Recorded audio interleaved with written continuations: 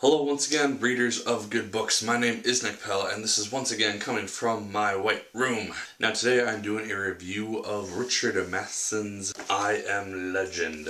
This is not the Will Smith movie, obviously, which came out a number of years ago. The story in this book and then the story in the film are very, very different. They have the same very, very broad general story, but the way things play out in the book compared to the movie are very, very different. So, know that if you have seen I Am Legend, you are not going to really know what's going on in this book. I will briefly be talking about the end of the book towards the end of the video, so if you have read I Am Legend and you want to hear my thoughts on the ending, just make sure you watch that bit.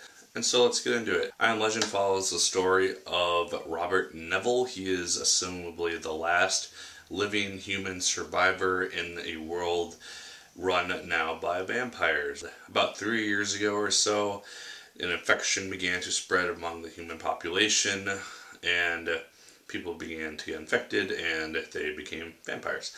And he has fortified himself in his home. He has defenses. He knows how to survive at this point. And he is a very, very depressed individual because he has been on his own for so long that he doesn't really know what it means to be comforted by anyone else anymore, or doesn't really know how to deal with human contact. When we see him very depressed, he drinks all the time.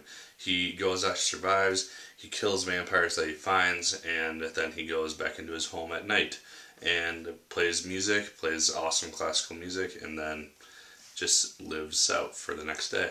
And that's really what he does for the first part of this novel. The book is made up of 4 different parts, 4 sections. It is only about 170 pages though, so it is actually a really quick read. But the story is actually really, really interesting, especially as he's trying to begin to find a cure. He goes to a library and tries to look up books about bacteria and blood and trying to investigate how to fix this thing.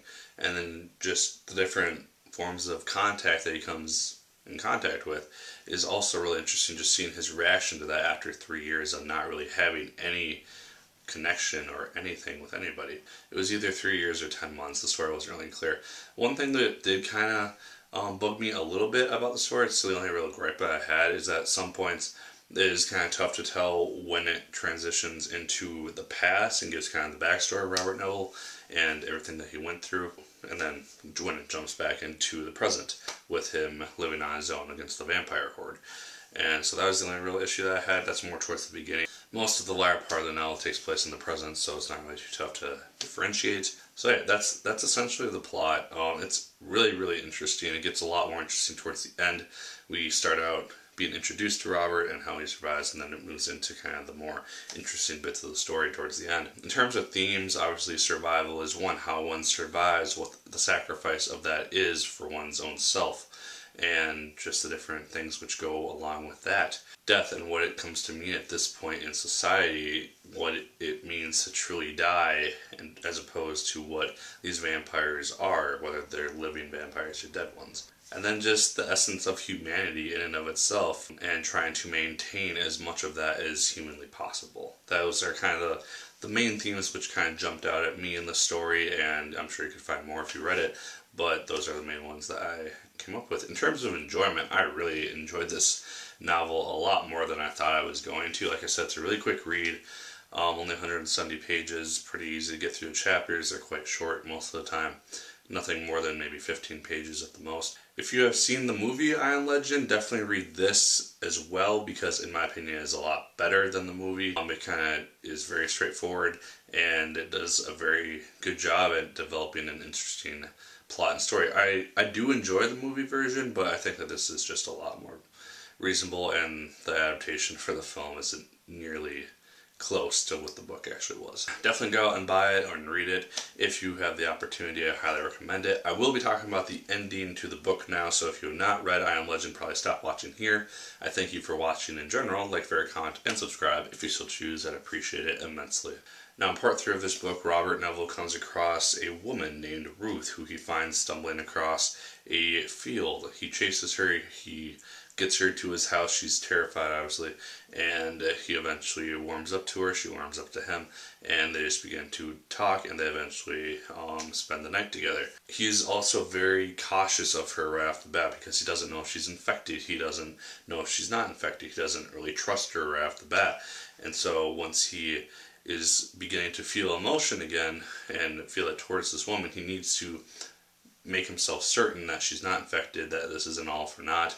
And so he takes her blood and he realizes, oh hey, you are infected, you are a vampire, essentially. And then she knocks him out, takes off. It turns out she's a spy for the vampires, and she ends up kind of feeling emotions for him as well, and so it kind of complicates matters. This is towards the end, and she essentially tells him, you need to get out now because the army is coming, they're going to take you, and you need to get out while you still can. He refuses to do this. He wants to surrender himself, actually, but because the vampires start storming his house and don't really give him the option to surrender, he goes down fighting. They take him in, and he ends up just in a room waiting to be executed. He meets up with Ruth again. She comes in, talks to him, and gives him 2 pills, which I'm not really certain what those would do. Either they're pills that will just allow him to die, or they were pills that will turn him into a vampire. And I don't really know. The story's not entirely clear in that matter, but it ends with him looking out